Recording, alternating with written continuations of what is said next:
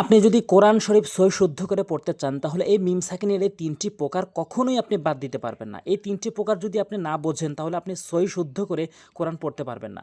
আর এই ৩টি প্রকার যদি আপনি বোঝেন তাহলে আপনি বুঝতে পারবেন কোরআনের কোন স্থানে মিম সাকিনকে গুণা করা যাবে এবং কোরআনের কোন স্থানে মিম সাকিনকে গুণা করা যাবে না। অধিকাংশ লোক ৯৫% লোক এই নিয়মগুলো জানে না।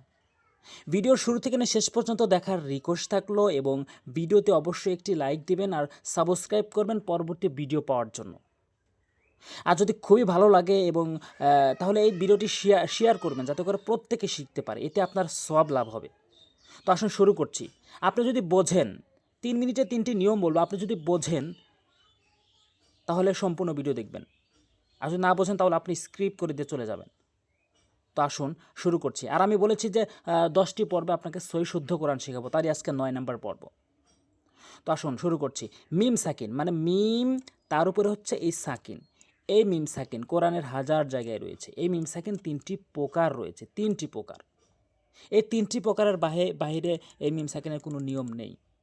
তো আসুন প্রথম প্রকার আমি এখানে একটু এক লিখছি। প্রথম প্রকার, এখানে মিম সাকিন, মিম তার উপরে সাকিন, মিম তার উপরে হচ্ছে সাকিন।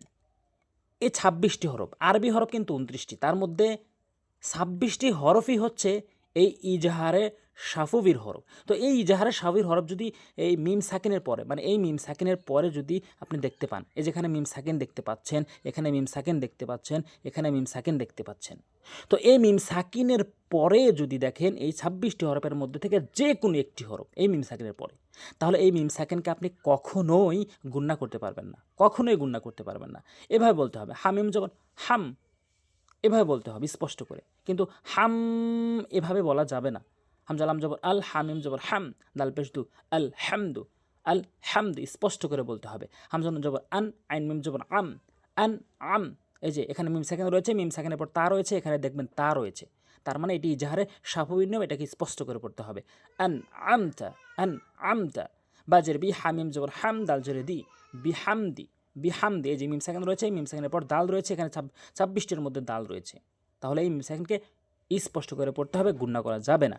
বিহামদি, লাম, এই যে ইজাহার স্বাভাবিক নিয়ম, লাম ইয়ালিদ ওয়া লাম ইজাহার স্বাভাবিক নিয়ম, ওয়া লাম ইউলাদ, ইয়ামিম জবর ইয়াম, নুন জবর না, আইন পেশ নুন জবর না, এম নাউ না, এই যে ইজাহার স্বাভাবিক নিয়ম।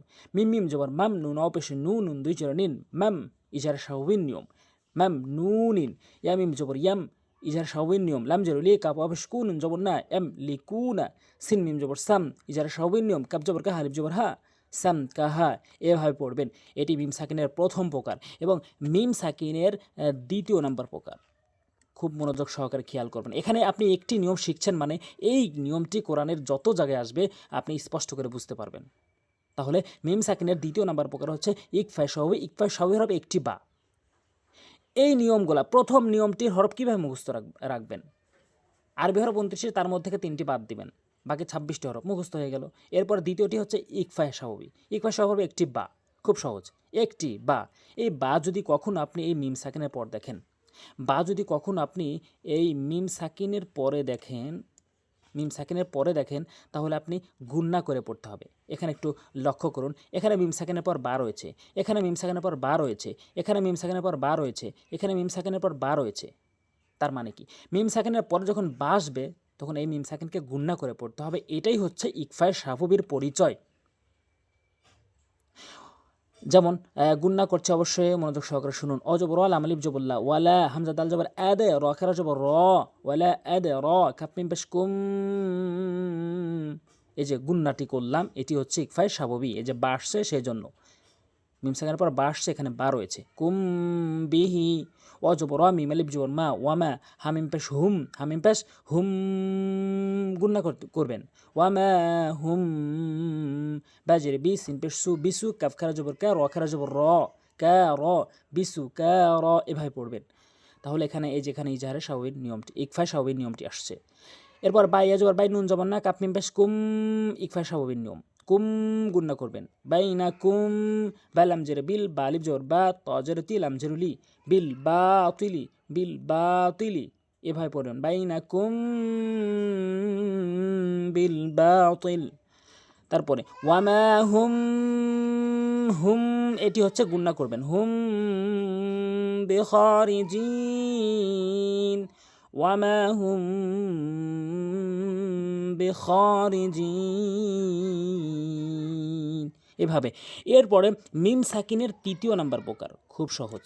মিম সাকিনের তৃতীয় নাম্বার প্রকার হচ্ছে ঈদগামে সাববী। ঈদগামে সাববী হরফ একটি মিম, ঈদগামে সাববী হরফ একটি মিম। মিম সাকিনের পরে এখানে দেখতে পাচ্ছেন মিম সাকিন রয়েছে, এখানে মিম সাকিন লিখেছি।